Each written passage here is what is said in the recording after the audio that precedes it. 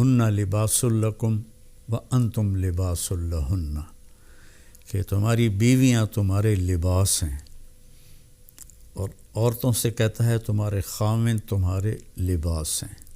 یہ تشبیہ پورے قرآن میں کسی رشتے کی اللہ نے نہیں دی جو خاوند اور بیوی کی اللہ تعالیٰ نے تشبیہ دی ہے کہ یہ تیرا لباس ہے اور یہ بیوی کے لیے خاوند لباس ہے، خاوند کے لیے بیوی لباس ہے۔ اب آپ تھوڑا سا غور فرمائیں، کیا لباس کے بغیر ہم کہیں جا سکتے ہیں؟ یہ خاوند اور بیوی کا رشتہ کتنا ضروری ہے۔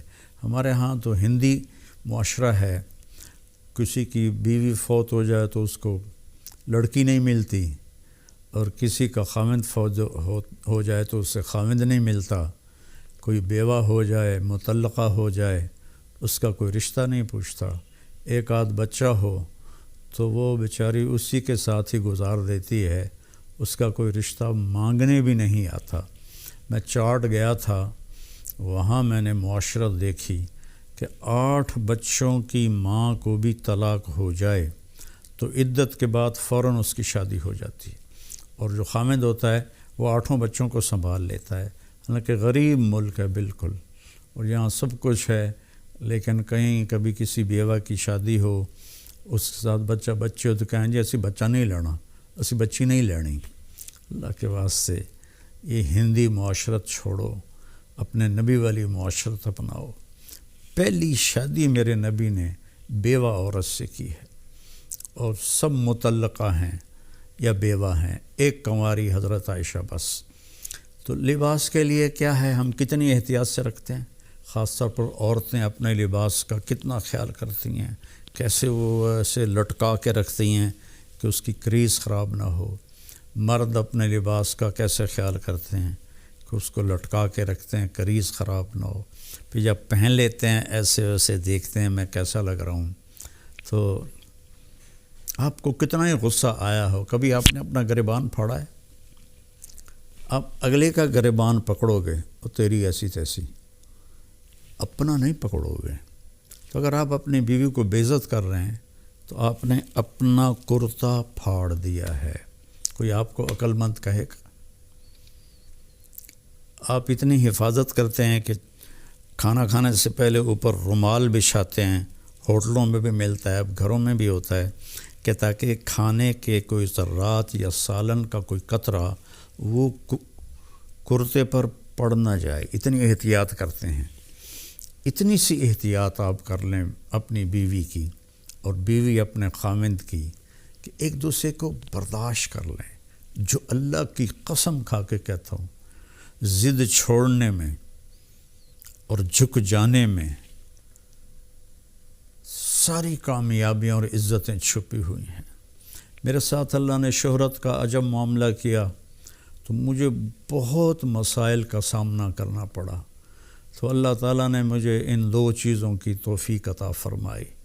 میں ضد کے آگے ہار مان جاتا تھا، پیچھے ہٹ جاتا تھا، اگلے کی پوری کر دیتا تھا، اور جتنا بھی مجھے اوپر کچھ ہوا میں سر نیچے جھکا کے رکھا۔ میں نے کبھی جواب نہیں دیا، کبھی ترکی بترکی جواب نہیں دیا، کبھی ضد کو ضد سے نہیں توڑا، اپنی ضد کو توڑ دیا اور اپنے آپ کو نیچے جھکا لیا۔ تو میرے مالک نے میرے اوپر کتنا کرم کیا، میں کیسے بیان کروں کہ میرے قیامت تک زندگی لے کر رہوں اور سجدے میں پڑا رہوں تو میں اللہ کی اس نعمت کا شکر ادا نہیں کر سکتا۔ آج میں آپ سے مخاطب ہوں اور اللہ میری بات کو پوری دنیا میں پھیلا رہا ہے۔ اللہ کے واسطے ضد چھوڑ دیں، اگلے کی ضد مان لیں، حتیٰ کہ بچہ بھی ضد کرے نا تو اس کی ضد مان لیں۔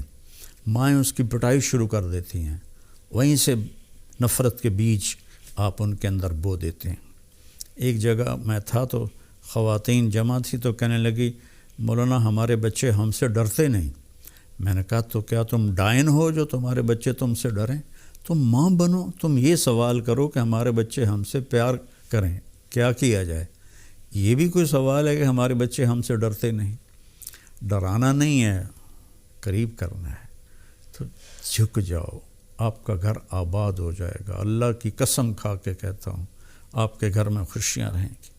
اگر آپ ضدوں پر رہیں گے تو پھر اپنے کپڑے پھاڑیں گے، تو اپنے کپڑے پھاڑنے والا یا پاگل ہوتا ہے یا بے عقل ہوتا ہے۔ تو ایک تو تشبیہ یہ ہے جس میں اللہ تعالیٰ نے ہمیں اتنا خوبصورت سمجھایا ہے کہ ہن لباس لکم وانتم لباس لہن۔ پھر اس سے ایک اور مطلب بھی نکلتا ہے، جب ہم چھوٹے تھے ہماری مائیں ہمیں جو کپڑے پہناتی تھیں وہ ہم پہن لیتے تھے۔ جب ہم بڑے ہوئے تو ہم اپنی پسند کا کپڑا خود لینے لگے اور خود یا خریدا یا منگوایا اپنی پسند کا۔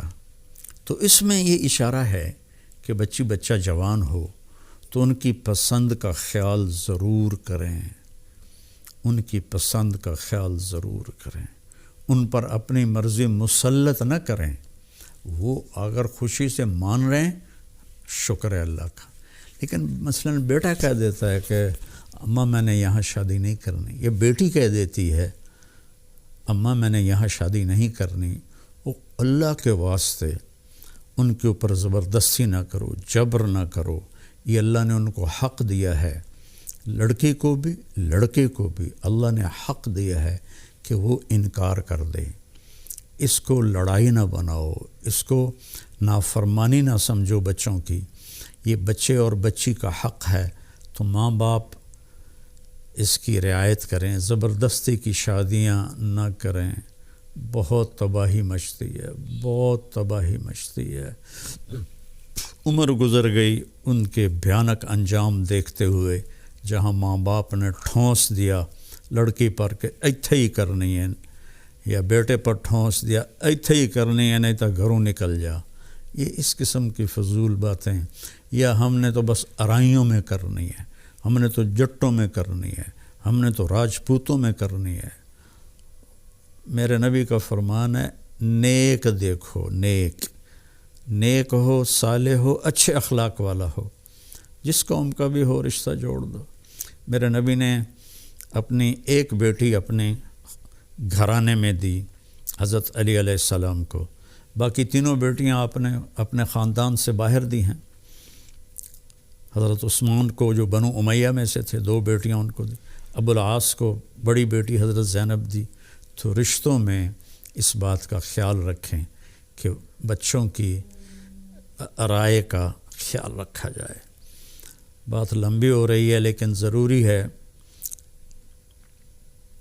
حضرت علی رضی اللہ تعالیٰ عنہ علیہ السلام تشریف لائے حضرت فاطمہ کا رشتہ مانگنے، اور جبریل پہلے آ گئے تھے کہ یا رسول اللہ، اللہ نے علی اور فاطمہ کا رشتہ طے کر دیا ہے۔ تو جب آ کر بیٹھے تو شرمندگی سے بول نہ سکے، تو آپ نے خود فرمایا علی کیسے آئے؟ وہ خاموش۔ پھر آپ نے فرمایا فاطمہ کے رشتے کے لیے آئے ہو؟ کہ جی ہاں۔ تو انشاءاللہ کہہ کے اٹھ گئے، ہاں نہیں کی، صرف اتنا کہا انشاءاللہ، حالانکہ وہی آ چکی ہے، وہی آ چکی ہے، انشاءاللہ۔ سیدھے گھر گئے، وہ حضرت فاطمہ رضی اللہ تعالیٰ عنہ علیہ السلام کو بلایا اور فرمایا بیٹی علی کا رشتہ آیا ہے، میں ہاں کر دوں؟ اللہ اکبر۔ آج کی بیٹیاں بیچاری ماں باپ کے آگے سر جھکا دیتی ہیں، تو جنت کی عورتوں کی سردار اور حسنین کی ماں، ان کے بارے میں آپ کا کیا خیال ہے؟ بیٹی رشتہ کر دوں؟ جب حضرت فاطمہ نے ہاں کی، کنواری بچی کی خاموشی ہاں ہوتی ہے، انکار نہیں ہوتا ہے، تو آپ خاموش رہیں، اس کا مطلب تھا کہ میں تیار ہوں۔ اب فوراً واپس گئے، علی لوگوں کو بلاؤ۔ پھر لوگ آئے، مجمع مسجد میں اکٹھا ہوا، تو آپ نے ممبر پر کھڑے ہو کے پہلی بات یہ کہ لوگوں، میرے پاس جبریل اللہ کا پیغام لے کر آئے تھے کہ میں اپنی بیٹی فاطمہ کا نکاح علی کے ساتھ کر دوں۔ جب میرا نبی اتنا خیال کر رہا ہے، ہم بھی خیال کیا کریں۔ اپنے پیٹ سے جنتے ہیں، پھر ان پر وہ زیادتی کرتے ہیں، یہ ساری زندگی سے سکتی رہتی ہے۔